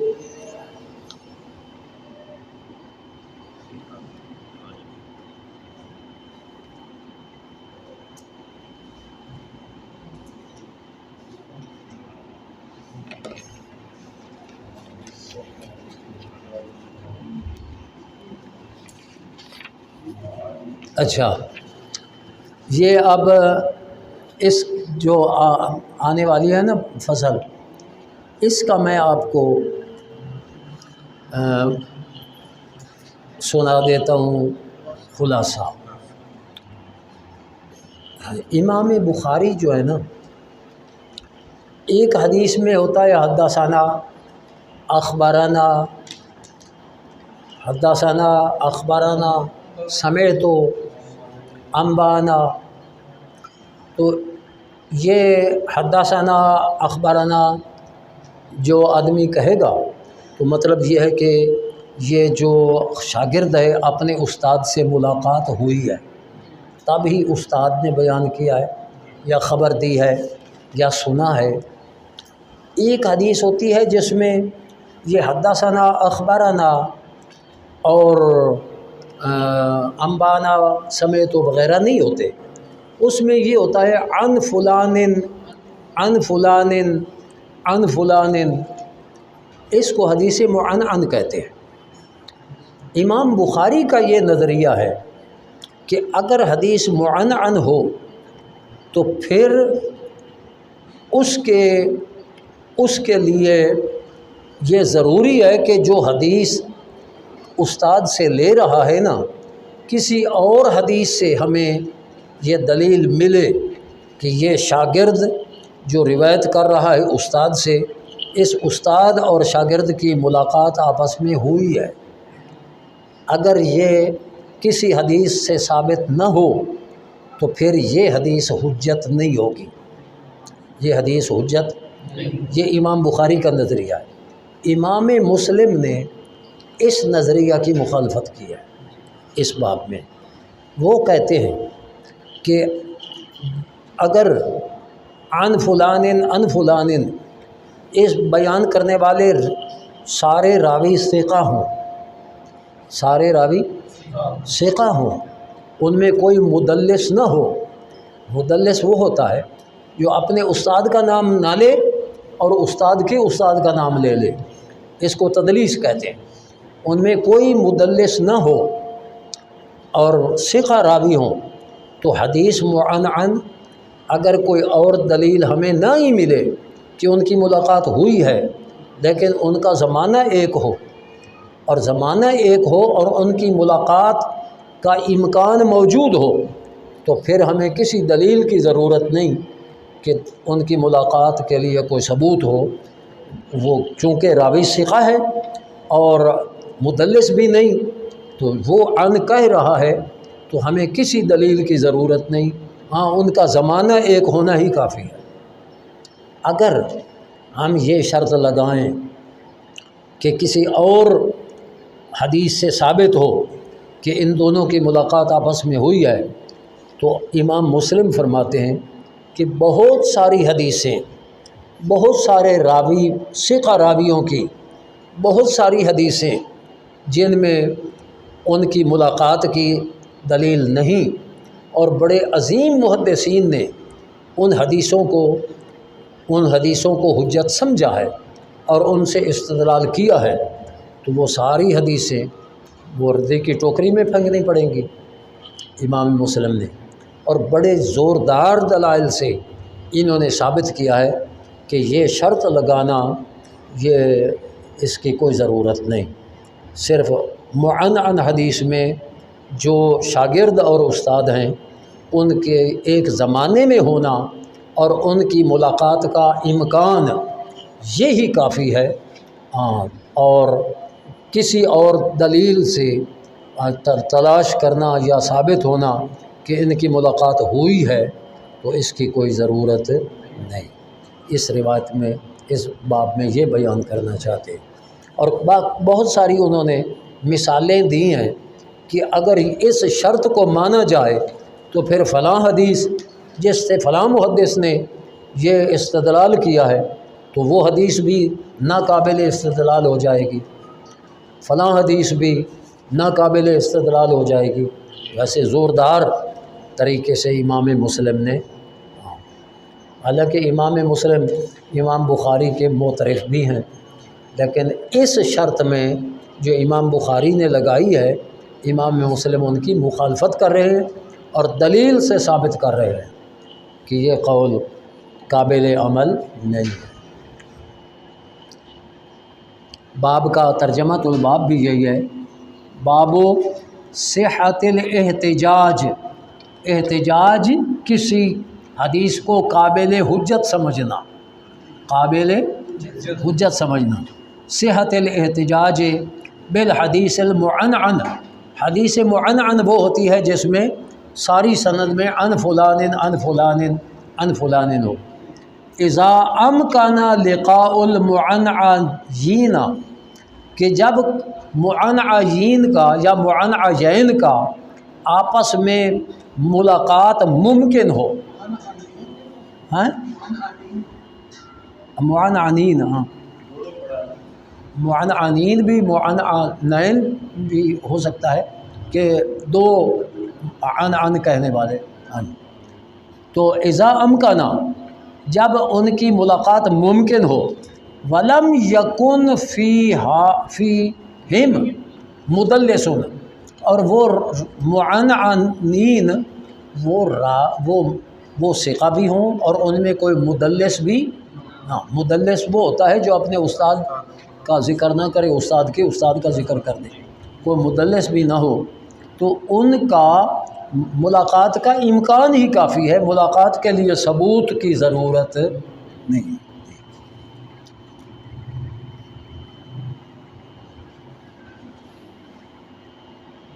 جی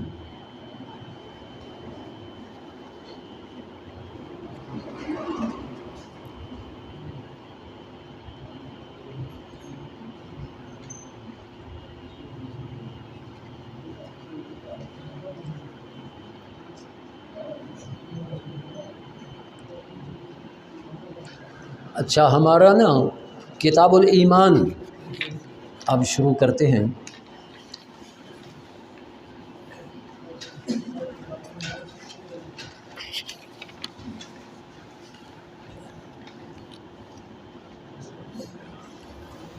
یہاں سے اصل جو کتاب ہے نا مسلم، وہ یہاں سے شروع ہوتی ہے، کتاب الایمان سے۔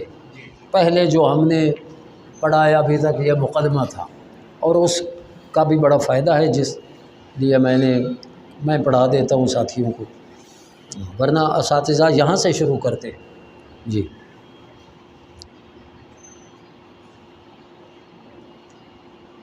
کتاب الایمان یہ اوپر ہے۔ قال الامام ابو الحسین مسلم بن الحجاج رضی اللہ عنہ بعون اللہ نبتدی، کہ اللہ کی مدد سے ہم شروع کرتے ہیں، وَإِيَّاهُ نَسْتَكْفِي، اور اسی اللہ کو ہم اپنے لیے کافی سمجھتے ہیں، وَمَا تَوْفِيقُنَا إِلَّا بِاللَّهِ جَلَّ جَلَالُهُ، اور ہماری توفیق نہیں ہے مگر اللہ تعالیٰ کے عطا کرنے سے جل جلالہ۔ قال، فرمایا، حدثنی ابو خیثمہ زہیر بن حرب قال حدثنا وکیع عن قاموس عن عبداللہ بن بریدہ عن یحییٰ بن یعمر۔ آگے پھر تحویل سند ہے، یعنی ایک سند ختم ہوئی دوسری سند شروع ہوئی۔ عبید اللہ بن معاذ العنبری وہذا حدیث ہو، یہ امام مسلم کا بڑا طریقہ ہے کہ پھر بتا دیتے ہیں کہ یہ حدیث جو ہم نقل کر رہے ہیں لفظ فلاں راوی کے ہیں اور مفہوم فلاں فلاں کا ملتا ہے، مفہوم ایک ہے لیکن لفظ فلاں کے ہیں۔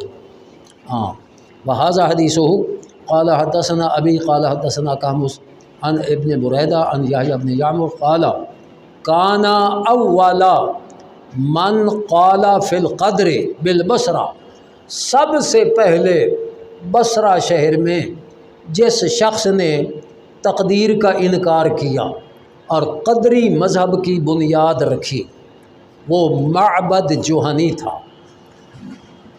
بصرہ شہر میں سب سے پہلے تقدیر کا منکر شخص اور قدری مذہب کا بانی وہ کون تھا؟ معبد جوہنی۔ یہ فرماتے ہیں یحییٰ بن یعمر کہ فن طلق تو انا و حمید بن عبد الرحمن الحمیری حاجین، میں اور حمید بن عبد الرحمن حج کے لیے گئے، او معتمرین یا عمرہ کے لیے ہم دونوں گئے۔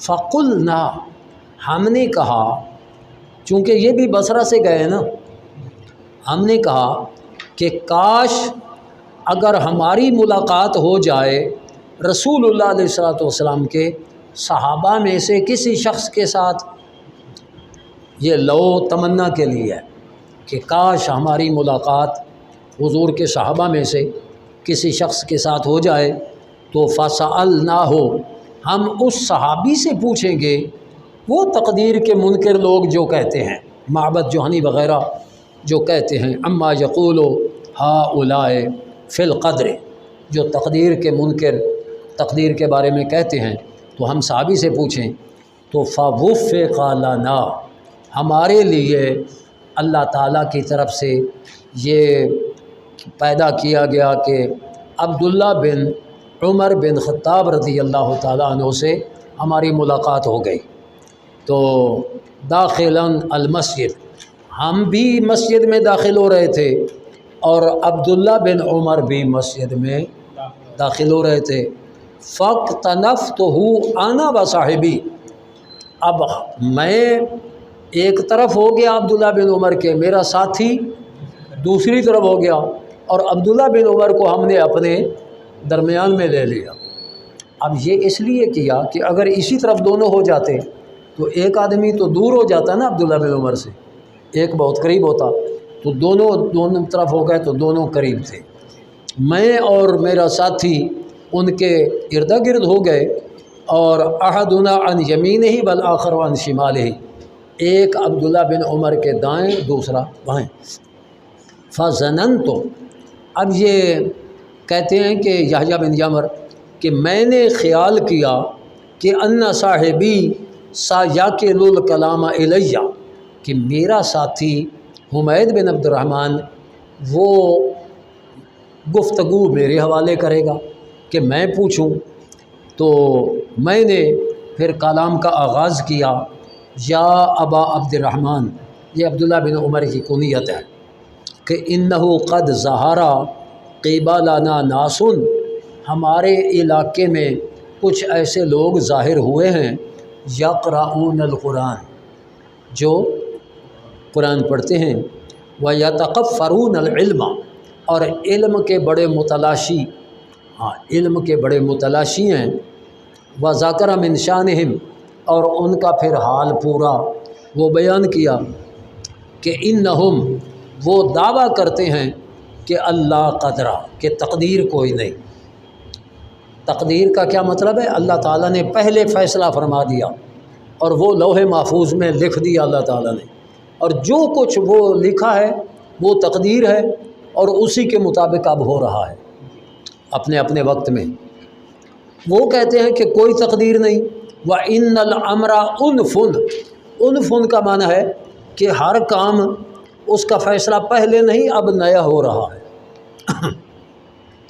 قال، اب چونکہ وہ مسئلہ کے اہل سنت کے خلاف تھے نا، تو صحابی رسول کا پہلا جملہ یہ سنیے، جو آج اتحاد بین المذاہب کے قائل ہیں کہ اتحاد ہونا چاہیے مذاہب کا، پھر اسلام کو تقویت اور کی، تو جتنا صحابہ کرام اسلام کی تقویت کے متفکر تھے، اتنا ہم ہو سکتے ہیں۔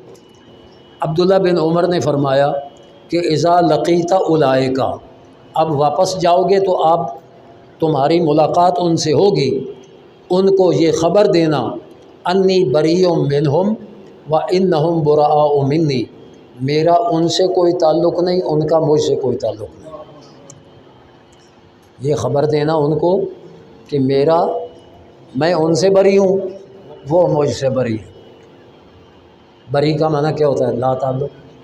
میں ان سے لا تعلق ہوں، وہ میرا اور ان کا کوئی تعلق نہیں ہے۔ ایک دوسرا کہا والذی یحلف بہ عبداللہ بن عمر، اور قسم مجھے اس اللہ کی جس کی قسم عبداللہ بن عمر اٹھاتا ہے، لو انا لاحدہم مثل احد ذہبا، کہ خدا کی قسم اگر ان کے پاس احد پہاڑ کے برابر سونا ہو، فانفقہ، اور وہ سونا اللہ کے راستے میں خرچ کر دیں، تو اللہ تعالیٰ احد کے پہاڑ کے برابر ان کا سونا اللہ کے راستے میں خرچ کیا ہوا قبول نہیں فرمائے گا۔ یعنی ان کا صدقہ قبول نہیں ہوگا تو نمازیں قبول ہوں گی، روزے قبول ہوں گے، ان کی عبادتیں قبول ہوں گی۔ معلوم ہوا جو عقیدہ اہل سنت کو چھوڑتا ہے، پھر وہ جتنی نیکیاں کرے اس کی نیکیاں قبول نہیں ہوتی، اور یہ صحابہ کرام کا مذہب ہے، یہ صحابہ کرام کا مذہب ہے۔ تو ما قبل اللہ منہ حتیٰ یؤمن بالقدر، حتیٰ کہ وہ تقدیر پر ایمان لائے، تقدیر پر ایمان لائے۔ ثم قال، اب چونکہ انہوں نے سوال کیا تھا کہ وہ تقدیر کے منکر ہیں، تو پہلے تو ان تقدیر کے منکروں سے لا تعلقی اور ان کی کوئی نیکی قبول نہیں، یہ بیان کیا۔ اب تقدیر کا اس بات کر دیا کہ عبداللہ بن عمر کہنے لگے کہ حدثنی ابی، میرے باپ عمر بن خطاب نے روایت کیا، قالا، کہا کہ بینما نحن عند رسول اللہ صلی اللہ علیہ وآلہ وسلم ذات یومن، ہم ایک دن حضور کی بارگاہ میں موجود تھے، اذ طالع علینا رجل، اچانک نمودار ہوا ایک آدمی، شدید و بیاض الثیاب، اس آدمی کے کپڑے بہت سفید تھے، شدید و سواد شعر، اس آدمی کے بال بڑے کالے تھے، یعنی جوان آدمی، لا یرا علیہ اثر السفر، اور اس آدمی پر سفر کا کوئی اثر نہیں تھا، یہ مسافر کہ کپڑوں سے گرد و غبار یا تھکاوٹ، معلوم یہ ہوتا تھا کہ تر و تازہ نیا لباس پہن کے ابھی آیا ہے، سفر کا نشان نہیں تھا۔ اور ولا یعرف من احد، ہم میں سے اس کو پہچانتا بھی کوئی نہیں تھا۔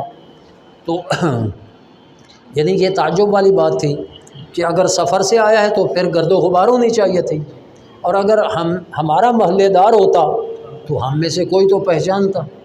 تو لا یعرف من احد حتی جالس الی النبی صلی اللہ علیہ وسلم، حتیٰ کہ حضور کی بارگاہ میں بیٹھ گیا۔ فاسند رکبتہ الی رکبتہ، تو اس نے اپنے گھٹنے حضور کے گھٹنوں کے ساتھ ملا دیے۔ ووضع کفیہ علی فخذیہ، اپنے دونوں ہاتھ اپنی رانوں پر رکھے یا اپنے دونوں ہاتھ حضور کی رانوں پر رکھے، دونوں احتمال ہیں، یعنی ادباً بیٹھا۔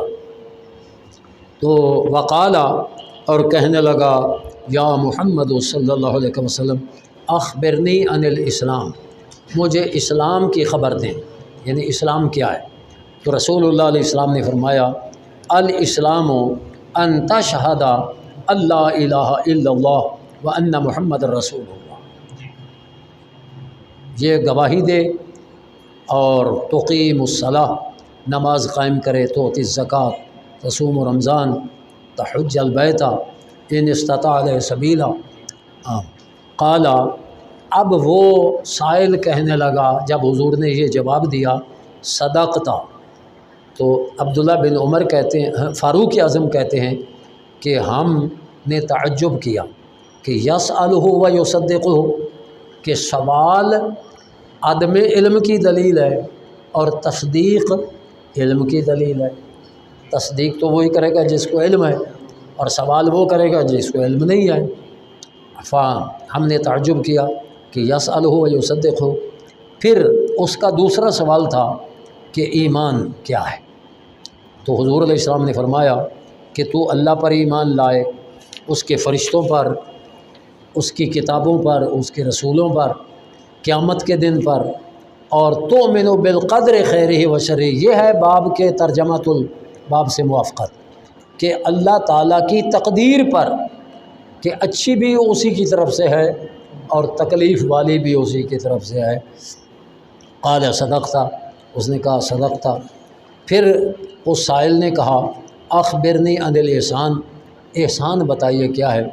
فرمایا، ان تعبد اللہ کانک تراہ، تو اللہ کی عبادت ایسے کرے گویا کہ تو اللہ کو دیکھ رہا ہے۔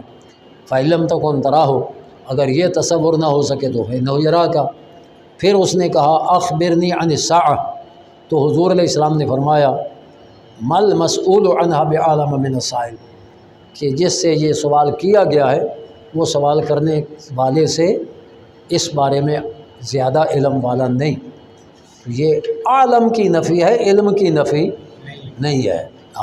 علماء فرماتے ہیں کہ اللہ نے اپنے محبوب کو قیامت کا علم دیا ہے، لیکن آگے ہر کسی کو بتانے کی اجازت نہیں فرمائی۔ تو فاخبرنی، پھر کہا کہ قیامت کی نشانیاں بتا دو۔ تو حضور علیہ السلام نے فرمایا کہ ہاں، قیامت کی نشانیاں یہ ہیں کہ باندی اپنی مالکہ کو جنے گی، اور تو دیکھے گا حفات، حافی کی جمع ہے، جن کے پاؤں میں جوتے نہیں، عرات، عاری کی جمع ہے، جن کے جسموں پر لباس نہیں، العالہ، تنگ دست، اور رعاء الشاء، بکریوں کے چرواہے، رعاء راعی کی جمع، شاء شاتون کی جمع بکریاں، یتطاولون فی البنیان، بڑی بڑی اونچی عمارتوں میں وہ تکبر کریں گے۔ قال ثم انطلق، پھر وہ سائل جو تھا نا، جس نے اچھے کپڑے بھی پہنے ہوئے تھے، جس کا بال بھی تھے کالے، جوان تھا، تو ثم انطلق، وہ چلا گیا۔ فلبثت ملیا، میں کچھ دیر ٹھہرا، پھر مجھے رسول اللہ علیہ السلام نے فرمایا، یا عمر اتدری من السائل، عمر پتہ ہے یہ پوچھنے والا کون تھا؟ تو میں نے کہا اللہ و رسولہ عالم، اللہ اور اللہ کا رسول زیادہ جانتے ہیں۔ قال حضور علیہ السلام نے فرمایا فإنہ جبریل، یہ جبریل تھے، اتاکم یعلمکم دینکم، یہ آئے تھے تمہیں تمہارا دین سکھانے۔ تو جبریل نوری ہیں نا، تو یہاں آئے تو بال بھی کالے ہیں، لباس بھی پہنا ہوا ہے، سمجھائیے نا۔ تو معلوم ہوا کہ نور میں اور بشر میں اگر تضاد ہوتا تو جبریل کبھی نوری صورت میں نہ آ سکتے، بشر کی صورت میں نہ آ سکتے۔ آگے سمجھ کہ حقیقت میں جبریل کیا ہیں؟ نور ہیں۔ آئے کیا بن کے ہیں؟ بشر بن کے آئے۔ تو جو دو چیزیں آپس میں نقیض ہوتی ہیں وہ تو جمع ہی نہیں ہو سکتی، وہ اور جس میں جمع ہو جائیں وہ ایک دوسرے کی نقیض نہیں ہوتی ہیں۔ اجتماعی نقیضین تو محال ہے نا۔ تو نوری کا بشر بن کے آنا اگر یہ محال نہیں تو بشر کا نوری ہونا کیسے محال ہے؟ ہاں جی، ہاں۔ تو رسول اللہ علیہ الصلوۃ والسلام بے مثال بشر بھی ہیں اور بے مثال نور بھی ہیں، بے مثال نور بھی ہیں۔ کیوں کہ بشر میں اور نور میں نہ تضاد نہیں ہے۔ بشر ایک شخص بشر بھی ہو نور بھی ہو۔ تو جب حضرت جبریل سیدہ مریم کے پاس گئے تھے تو بشراً سویہ، ایک تندرست بشر کی صورت میں گئے تھے۔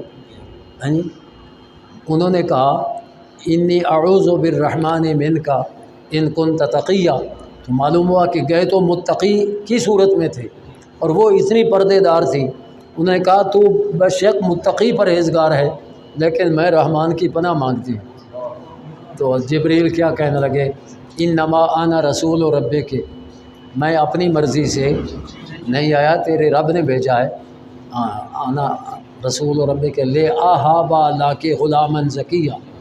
یہ احابا کون سا صیغہ ہے؟ واحد متکلم ہے نا، یعنی میں تجھے پاک بیٹا دینے آیا ہوں۔ کون دینے آیا بیٹا؟ لے احابا، وہابا یہابوں سے، میں بیٹا دینے آیا ہوں، میرے رب نے مجھے بھیجا ہے۔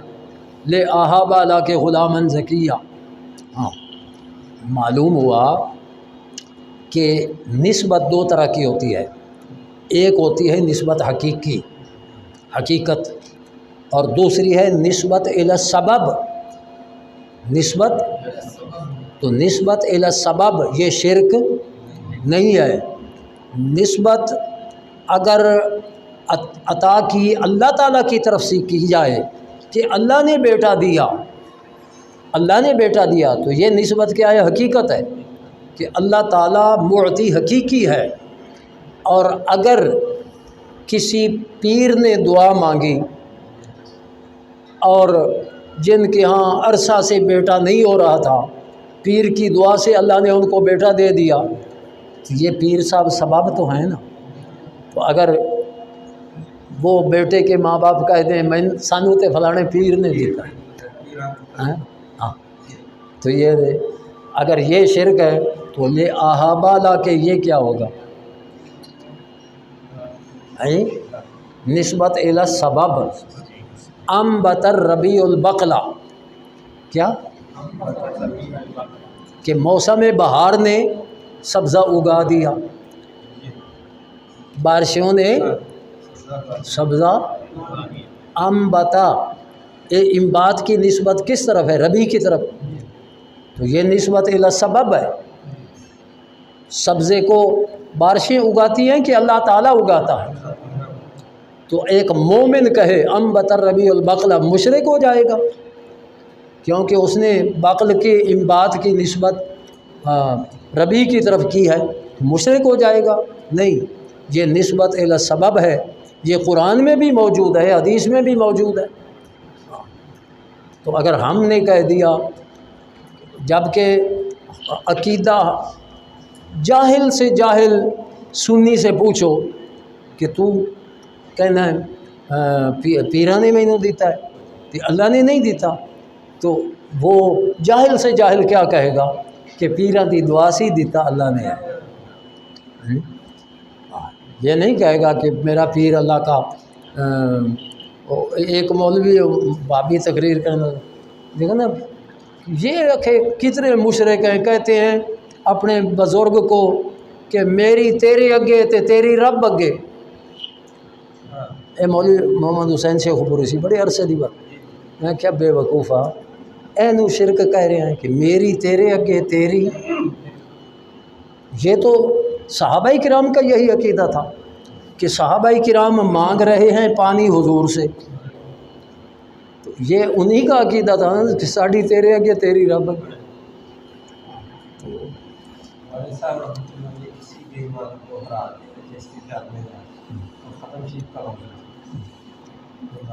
الحمدللہ جو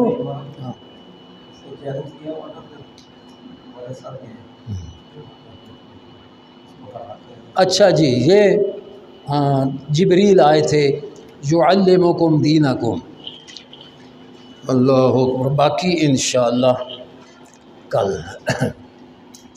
کل جمعرات ہے نا۔